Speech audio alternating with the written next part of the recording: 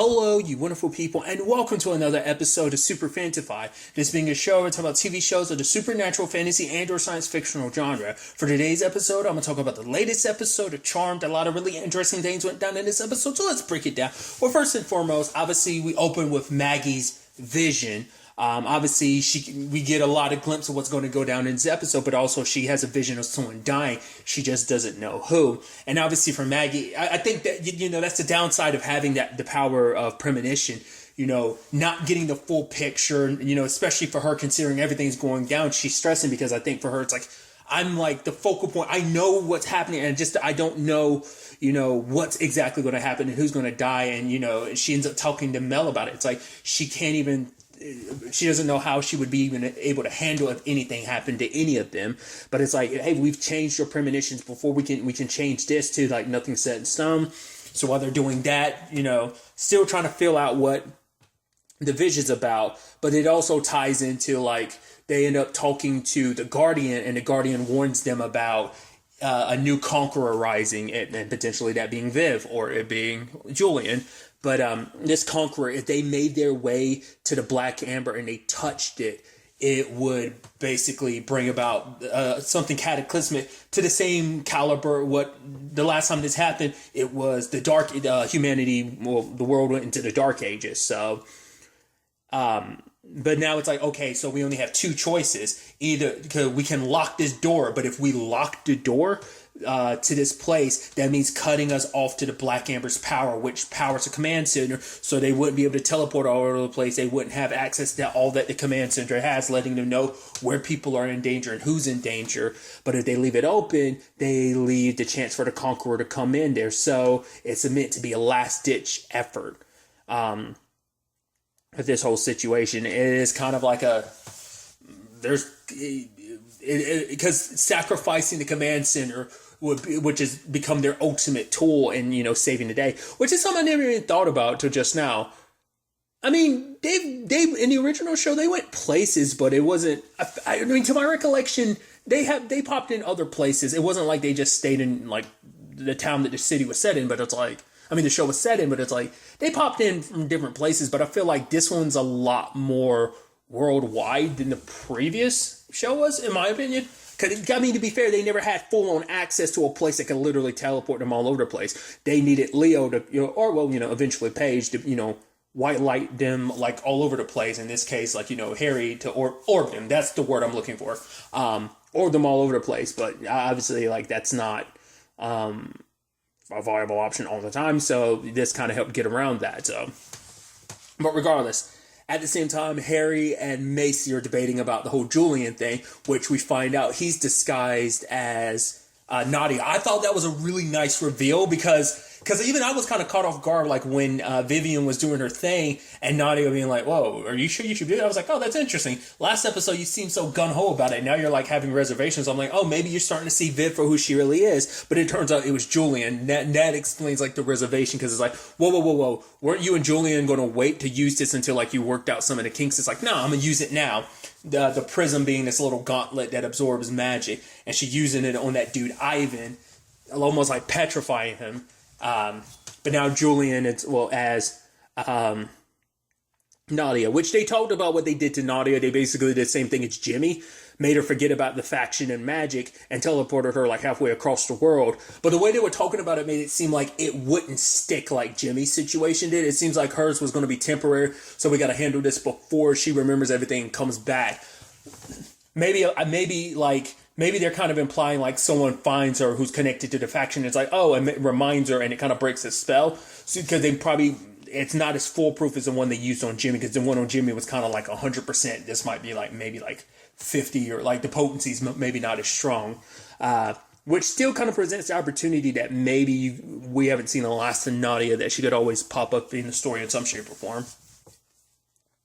But obviously, once again, you have Julian trying his best to, like, he's warning about all the precautions that they have set up at the place. Harry's not willing to trust him because it's like, well, you were neck deep in all of this, so how do we know he's not going to double cross us? He's like, hey man, I'm the one that went through with you guys shapeshifting me into Nadia, so if I didn't, why would I, if I wasn't on your side, why would I go through all this? So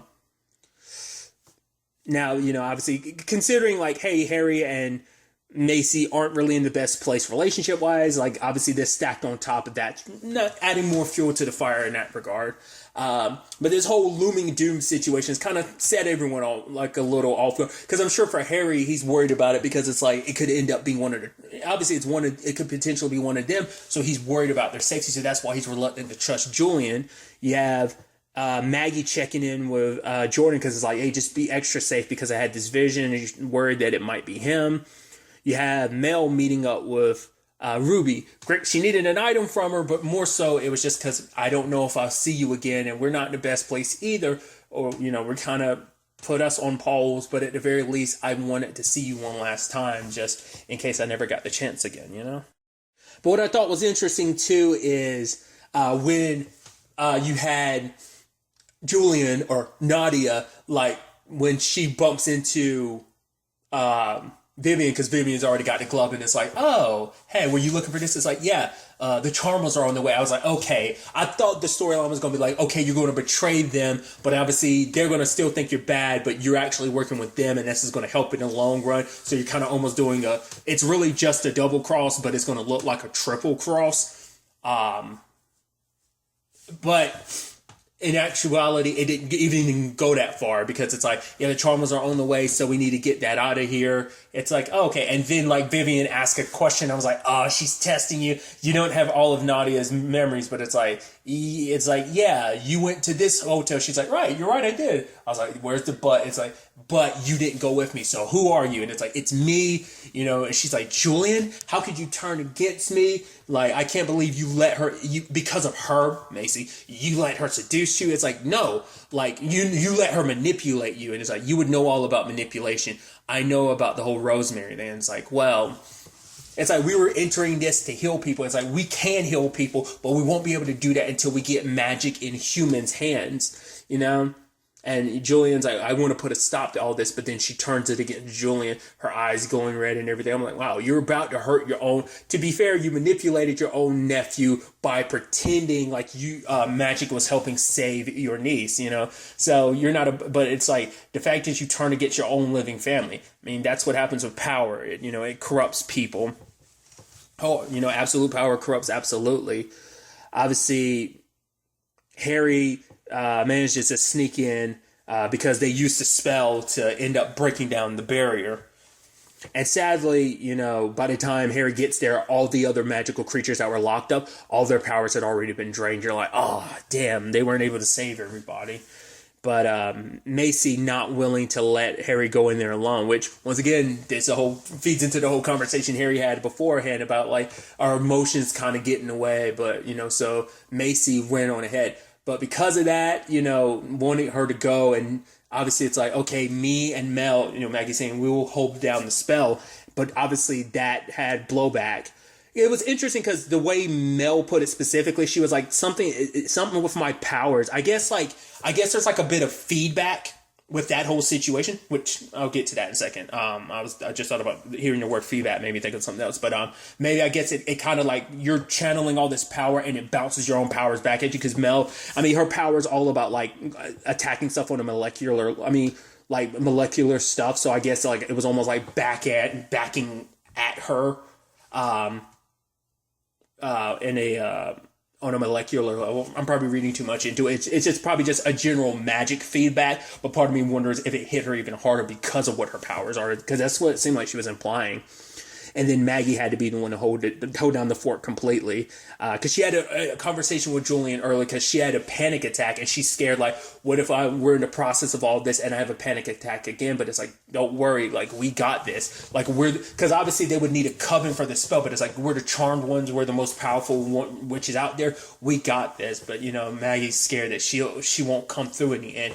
But Jordan told her, like, because she was like, how did you get through Afghanistan, surrounded by so much death, like around every corner? And it's like, well, by focusing on the present, the mission in front of me instead of the future. And, she ended up holding down the fort. Granted, it was starting to take its toll on her too. But I think that speaks volumes that when it was all said and done, like, she held down the fort. And I think you could make the argument is because technically probably amongst everyone else, she has probably like some of the strongest willpower. And I mean, it makes sense considering what her power is. Like, I think like her empath abilities kind of translate in that regard of, that willpower, that strength of will. Like, I think, I mean, also because she's like the baby of the family too. So I think there's layers to like breaking that down. I think is kind of fascinating.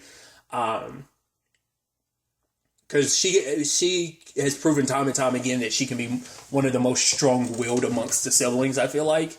But by the time, the Harry and Macy thing, really quickly before I go about to dive into back at them at the facility, but Macy's like, oh yeah, here's something I've been working on, put it right here, and it's a bug and it crawls in your ears. It's like, oh, it kind of immediately made me think of like the Mummy movies. It's like, oh, like those scarabs or those beetles. It made me think of them. But it's like, oh, they're earbuds. She's like, magical headphones. She's like, I should patent these. I was like, oh, that's such a dope thing. That's so cool. But they end up finding Julian, and sadly, he ends up being the one that died. It sucks. I mean, it's the most effed up thing that his aunt, the person that was the only family he had kind of out and about, she was his only like hope to cling on to when it came to the whole Rosemary thing, and for her to be the one that did that to him. And Julian was able to kind of apologize. He's like, I'm so sorry, Macy, for everything. And she's like, me too, because legitimately she did care for him, and at the end of the day, he did do the right thing. He was a good guy at the end. He tried to help them and ended up dying because of it. But now you have Vivian, who's like full-blown powered. She ends up reading Macy's mind. I guess it's specifically because obviously she was reading her mind, but also I think because the ear bugs probably amplified it there, just because like I'm in your head and you're in mine. Like that probably just helped amplify being able to read her mind. But so by the time they bounce and return back to the command center, and everyone's kind of getting healed up, and now it's like, whoa, trouble's on our way. And it ends up being Vivian. Before they can even close down the door, Vivian found her way in and touches the amber and like goes full little demonish. I was actually surprised things ended the way they did, because I almost halfway expected it to be a thing of like, I expected it kind of to be a similar thing to, like, I thought they would have to potentially have to like find the pieces of the source and like put that back together. Like that might be the only power strong enough. I didn't know like how they would counter that. I didn't expect them to actually deal with it. I was actually kind of surprised by that. I thought it'd be like kind of like at least another episode arc of dealing with that. No. She's got all this power, but they used the power of 3 to fight her. And, and obviously not the parallels, but they were kind of foreshadowing it. Maggie holding on to it by herself, and, the spell to keep the barrier up and will keep the barrier down, and for it to come back, for her to be like, no, keep going and push. And they made her absorb all their powers, and they break it down like, right, the power of 3, it's too much for one person to hold. Which I was worried about, because I thought like, oh, they're going to put all their power into it and lose their powers again. And I thought that was going to be the issue, that there's going to be stuff obviously still coming out, in the aftermath, which there is, but we'll get to that soon. And I thought like there'd be stuff in the aftermath and they just won't have the power to deal with it, because they burned through all their powers on her and she ended up absorbing them all and dying with them or something. But turned out to be the case. Even at the end of it all, her obsession with power, her lust for it, ended up in smoke as she went down. To be fair, the rest of the faction is still out there. Granted, like, now the main 3 people behind it are out of the picture. Granted, I feel like I said, because of what they set up with Nadia, there's still potential for that to come back around. If the whole thing solidifies. It seemed, like I said earlier, it seems like they were implying like it wasn't going to be forever. It was just they needed her out of the way long enough for them to do what they needed to do to take Vivian off the board. So it's tragic how that whole situation ended. You know, at first it's kind of like, oh man, everything's great. Everything worked out. Harry and Macy, it's like, oh, Harry's like, you need to take some time. She's like, yeah, I need some time to be alone with you. And it's like, oh. And then you have Maggie and Jordan, which is like, oh yeah, what's her, Abigail had him on a mission, which we still are unclear about. He ended up in some house. We didn't find out what the hell he was doing there. He just got something for Abigail. Because the last thing she said is, I need you to get a message to my sister. So was that related to Dad? Or was that like a piece to the puzzle of getting a message to her sister? Like maybe she needed a certain item or something, whatever it is he took, to lead down that route, which is like, okay, once again, Abigail's the opportunist that she is. So you're like, it's never quite as simple as like, oh, you scratch my back, I scratch yours. There's always some complications with that. We'll see kind of where things kind of go for that. But obviously, you know, for Maggie, it's like, I'm worried about. She's like, oh, I get it, I'm cursed and everything, but that doesn't mean you have to worry about me. But and you know, I'm not going to be a burden to you. She's like, you're not a burden, even if you weren't cursed. Obviously, it's like she'd still worry about him because, like, obviously, like what the magical world can end up taking from you.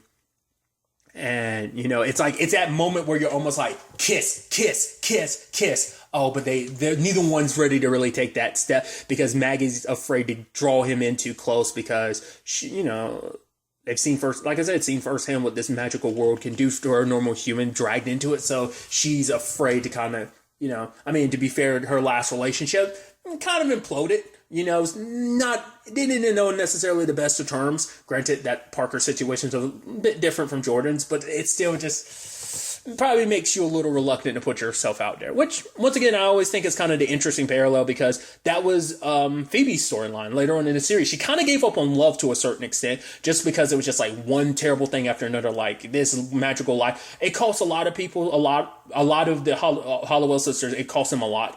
When it came to relationships, obviously everyone had their situations, Piper, Paige, even Prue, but Phoebe, you know, was kind of all about love and relationship. Obviously she wrote like columns about it and stuff like that for her job. So it hit, you saw it probably the most prevalent in her storylines. So it's very similar in that regard. So I think Maggie's just kind of like putting a pause on that because he's a normal human and she doesn't want to drag him into all this magical stuff. But I mean, obviously he's neck deep in it all. So plus like the long list of witches he's got to help to kind of tip the scales in the balance. It's interesting because I feel like we still haven't 100% fulfilled that prophecy that was told to him last season.